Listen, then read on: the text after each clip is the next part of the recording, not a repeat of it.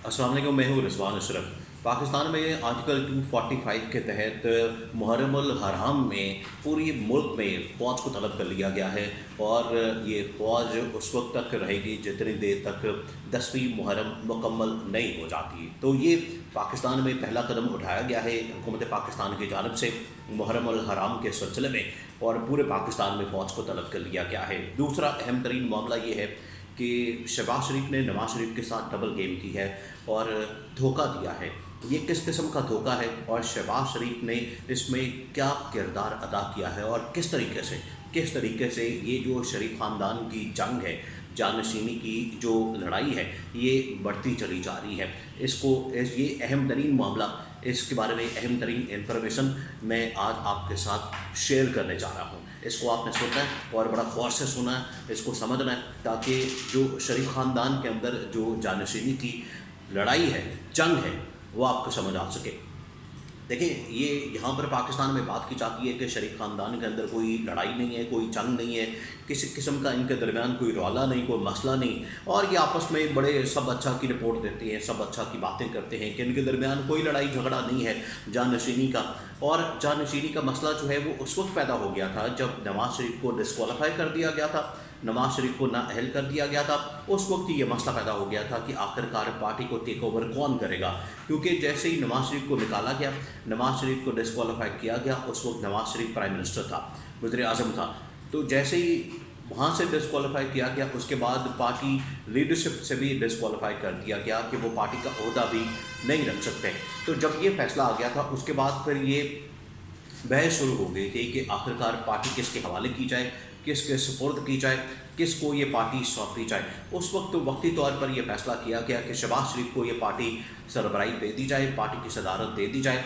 लेकिन पाइपलाइन में मरियम नवाज़ को ज़रूर रखा गया और मरियम नवाज़ को बाद में लंदन से पाकिस्तान के अंदर लॉन्च किया गया सिर्फ इस मकसद के लिए। और मरियम नवाज़ की डिस्क्वालिफिकेशन ख़त्म करवाई गई, NRO दिलवाया गया, उसके तमाम केसेस ख़त्म करवाए गए सिर्फ इस मकसद के लिए कि मरियम नवाज़ को नेक्स्ट स्टेज पे पार्टी की प्रेसिडेंट के तौर पर या पार्टी लीडर के तौर पर सामने लाना था और उसको पार्टी की लीडरशिप देनी थी। और वो आहिस्ता आहिस्ता नज़र भी आया और दो बयानिए मुस्लिम लीग नून के अंदर नज़र आते हैं, दो कैंप नज़र आते हैं, एक शहबाज शरीफ का कैंप और दूसरा मरियम नवाज़ का कैंप। अब रिसेंटली क्या हुआ है, एक दो दिन में क्या हुआ है, मामला ये हुआ है कि शहबाज शरीफ को तमाम केसेस के अंदर, ख़ास तौर पर जो मनी लॉन्ड्रिंग के केसेस थे, उसके अंदर बरी कर दिया गया। अदालत ने उनके ख़िलाफ़ जितने तमाम एविडेंस या शवाहिद या केस था वो पूरा का पूरा फारिग कर दिया और ना सिर्फ शहबाज शरीफ को बरी कर दिया बल्कि साथ में हमजा शहबाज को भी बरी कर दिया। और उससे पहले सलमान शहबाज को भी बरी किया जा चुका है। अब आप इस मामले को समझें कि शहबाज शरीफ ने अपने ख़ानदान को किस तरह से क्लीन चिट दिलवाई, किस तरह से क्लियर किया और एक एक करके अपने ख़ानदान के तमाम लोगों को, पहले शहबाज शरीफ, पहले सलमान शहबाज, फिर हमजा शहबाज और अब शहबाज शरीफ, सारे के सारे केसेस इनके क्लियर हो गए हैं और इन्होंने अपने लिए तो एक NRO हासिल कर लिया है, NRO ले लिया है। लेकिन जो दूसरा नवाज शरीफ के जो केसेस हैं, नवाज शरीफ की जो डिस्क्वालिफिकेशन है, वो अभी भी अपनी जगह बरकरार है और वो ख़त्म नहीं हो रही। देखिए, ये अक्सर गिला शिकवा किया जाता है।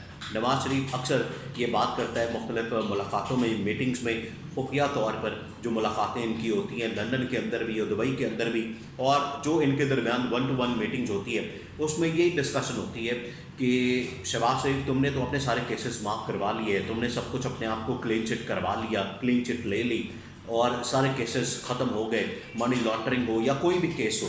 लेकिन मैं उधर का उधर ही फंसा हुआ हूँ, मेरे मसाइल उधर की उधर ही है, ना मेरी डिस्क्वालिफिकेशन ख़त्म हुई है, ना मेरे ऊपर केसेस ख़त्म हुए हैं, ना मैं पाकिस्तान के अंदर आ सकता हूँ, पाकिस्तान में अभी भी मेरी कन्विक्शन बरकरार है।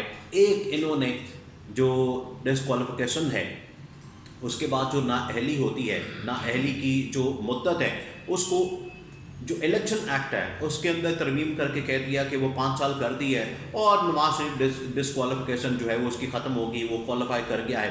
तो इतना सादा मामला वो नहीं है, उसके लिए भी बहुत से मसाइल हैं। अगर डिस्क्वालिफिकेशन के ऊपर ये सीधा आ जाए, डिस्क्वालिफिकेशन में 62(1)(f के तहत हुई है नवाज शरीफ की डिस्क्वालिफिकेशन, तो वो अभी मसला पड़ा हुआ है।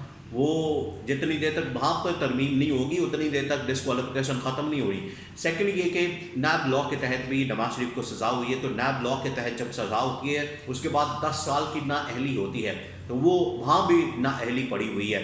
तो ये इलेक्शन एक्ट के तहत, इलेक्शन एक्ट में तरमीम करके ये इतना शोर मचा रहे थे, इतना वेला कर रहे थे कि डिस्क्वालिफिकेशन ख़त्म हो गई है। तो अभी ऐसा नहीं, अगर डिस्क्वालिफिकेशन ख़त्म हो गई है तो पाकिस्तान फिर आ जाए नवाज शरीफ, फिर किस चीज़ का इंतज़ार कर रहा है? यही वो मसला है, यही वो बातें हैं जो नवाज शरीफ शहबाज शरीफ से करता है। इसी वजह से नवाज शरीफ की वापसी पाकिस्तान के अंदर मुमकिन नहीं हो पा रही। और अब इनको इंतज़ार किस चीज़ का? अब इनको इंतज़ार है जस्टिस काजी फाइज ईसा के चीफ जस्टिस बनने का।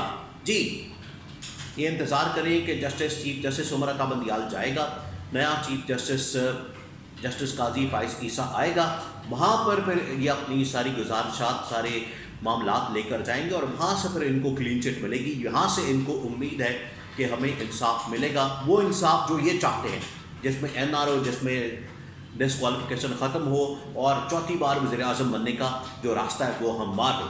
तो शहबाज शरीफ अपने ख़ानदान के सारे केसेस माफ़ करवा के बैठ गया जाते जाते। अब जुमा 8 दिन रह गए इस हुकूमत के, जुमा 8 दिन रह गए हैं और इसने अपने सारे केसेस तो माफ़ करवा लिए, अपने सारे केसेस तो इसने ख़त्म करवा लिए, एक NRO ले लिया। लेकिन नवाज शरीफ के केसेस, नवाज शरीफ के डिस्क्वालिफिकेशन, नवाज शरीफ के तमाम मामलात उधर की उधर ही फंसे हुए, उधर की उधर ही पड़े हुए। तो इस वजह से इनको ये परेशानी और इनके दरमियान जो लड़ाई और झगड़ा है, जो इख्तलाफात है, वो अपनी जगह पर मौजूद है, वो ख़त्म नहीं हुए, बल्कि वक्त के साथ साथ बढ़ते जा रहे हैं। और जब ये केसेस ख़त्म होने की खबर नवाज शरीफ तक पहुँचती है तो नवाज शरीफ तो इसके ऊपर आग बगोला होता होगा कि ये मेरे साथ 2 नंबरी कर रहा है। मैं इसको इजाज़त दी प्राइम मिनिस्टर बनने की, वज़ीर-ए-आज़म बनने की, और इसने अपने केसेस तो सारे माफ़ करवा लिए और मैं उधर का उधर ही इंग्लैंड के अंदर फंसा हुआ हूँ। मैं कभी दुबई धक्के खाता हूँ, कभी सऊदी अरब जाता हूँ, कभी किसी से बात करता हूँ, कभी किसी से बात करता हूँ। मैं उधर का उधर ही फंसा हुआ हूँ, उधर का उधर ही बैठा हुआ हूँ। और शहबाज शरीफ अपने सारे केसेस माफ़ करवाता जा रहा है, एक एक केस उसने माफ़ करवा लिया और अपने ख़ानदान के लिए NRO लेता जा रहा है। मैं उधर का उधर ही बैठा हुआ हूँ। तो इस वजह से ये इनके दरमियान एक सबसे बड़ी बोन ऑफ कंटेंशन है।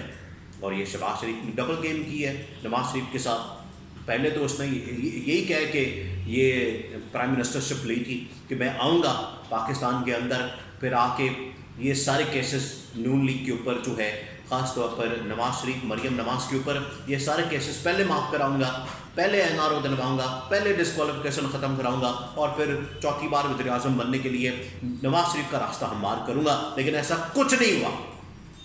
वो तो अपने लिए रास्ता हमवार कर रहा है दूसरी बार वज़ीर-ए-आज़म बनने के लिए। शहबाज शरीफ वो इसमें बैठा हुआ है, वो इस इंतज़ार में है कि मैं अपनी CV जो है बेहतर करूं, मैं IMF के साथ डील बना दी है, अब मेरे बारे न्यारे हो जाएं और मैं अपने लिए जो दूसरी टर्म है, सेकंड टर्म इस इलेक्शन में प्राइम मिनिस्टर के लिए, वो पक्की करूं। वो अपने चक्रों में है, वो नवाज शरीफ के चक्रों में थोड़ी है।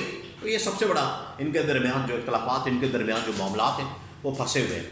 और पूरे पाकिस्तान में आर्टिकल 245 के तहत फ़ौज को बुला लिया गया, फ़ौज को तलब कर लिया गया पूरे पाकिस्तान में। रेंजर्स के साथ साथ फ़ौज अब वो निगरानी करेगी सिक्योरिटी की। मुहर्रम के दौरान, ये जो मुहर्रम शुरू हुए हैं, इनके दौरान अब ये सारी ज़िम्मेदारी फ़ौज के सुपुर्द कर दी गई है।